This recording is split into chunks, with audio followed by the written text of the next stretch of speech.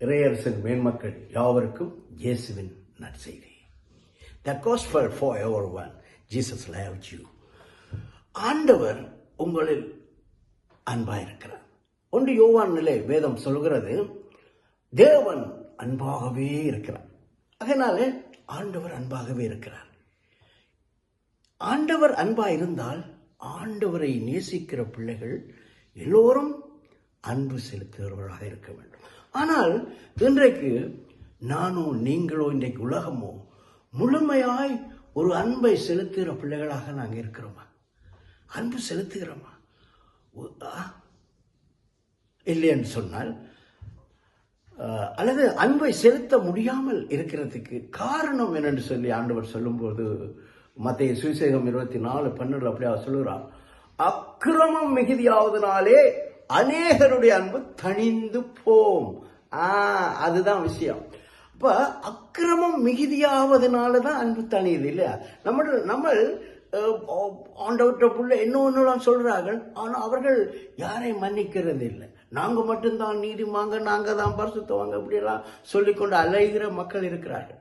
ஆனால் ஆண்டவர் உலகத்திலே வாழுகிற சகலருக்குமாக அந்த பூமிக்கு வந்து, நான் உங்களில் அன்பாயிருக்கிறேன் என்று சொல்லி அவர் தன்னுடைய ஜீவனை கொடுத்து சகல மக்களுக்கும், கிறிஸ்தவர்கள், இஸ்லாமியர்கள், இந்துக்கள் அப்படின்னு பார்க்கல, சகல இந்த பூமியிலே பிறந்தவர்கள் சகலருக்குமாக அன்பு செலுத்தும்படியாக இந்த பூமியிலே வந்து அவர் பாடுகளை அனுபவித்து அவர் நம்மீது வருகிற தண்டனை அவர் ஏற்றுக்கொண்டார் என்று வேதம் சொல்லுகிறது.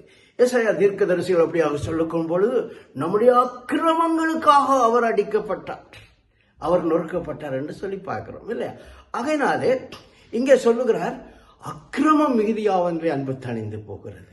அப்ப அதுக்கு என்னையா செய்ய வேணும்? அக்கிரமம் இருக்குதான், என்ன செய்யலாம்? அதுக்குத்தானே ஐயா நான் போய் ஒரு தேற்பரவாளனை அனுப்புகிறேன் என்று சொல்லி அனுப்பினாரே. அந்த பரிசுத்த ஆவியானவருடைய நிறைவு நமக்குள்ளாய் வரும் பொழுது நமக்குள்ளே எந்த ஒரு அக்கிரமம் இல்லாத வண்ணமாய் நாங்கள் எப்பொழுதும் ஆண்டவர் சொன்னது போல ஆண்டவர் வாசம் செய்கிற இந்த சரீரத்துக்குள்ளே இயேசு எங்களுக்குள்ளே வாசம் செய்யும் பொழுது நாங்கள் இயேசுவின் அன்பை மற்றவர்களுக்கு உண்மையாக சொல்லுகிறவர்களாக, எங்களுக்கு தீமை செய்கிறவர்களுக்கும் எங்களுக்கு நன்மை செய்யாதவர்களுக்கும் நம்மளுக்கு அநியாயம் செய்கிறவர்களுக்கும் நாங்கள் எப்பொழுதும் அன்பு செய்கிற பிள்ளைகளாக வாழ்வதற்காகவே அவர் எங்களை அழைத்திருக்கிறார். அவர் அதற்காகவே எங்களை மீட்டிருக்கிறார். எங்கள் அக்கிரமங்களை மன்னித்தவர் நாங்கள். அவரை பெற்று அவருடைய அன்பை நாங்கள் உலகத்துக்கு செல்லும்படியாக அப்படியாக அவர் கிருபையை செய்கிற தேவன் நம்மத்திலே இருக்கிறார்.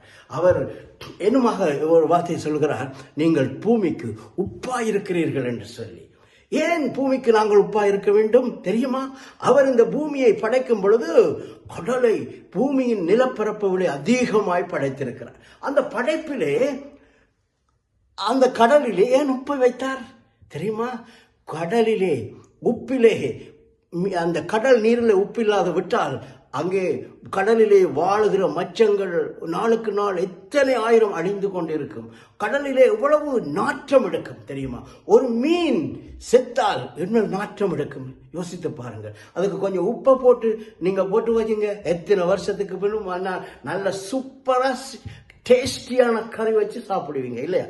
அதே மாதிரி நீங்கள் பூமிக்கு உப்பா இருக்க வேண்டும். அதாவது நாராமல் இருக்கிறதுக்காக இந்த பூமி நாராமல் இருக்கிறதுக்காக ஆண்டவர் கடலில் உப்பை போட்டார். அதே மாதிரி நாங்களும் வாழும்படியாக எங்களுடைய அக்கிரமத்தை எடுத்து போட்டு ஆண்டவராக இயேசு கிறிஸ்துவை தரித்துக் கொண்டு நாங்கள் மற்றவர்களுக்கு அன்பு செலுத்துகிறவர்களாக, உண்மையான அன்பு செலுத்துகிறவர்களாக நாங்கள் வாழ கர்த்தர் என்னையும் உங்களையும் அழைக்கிறார்.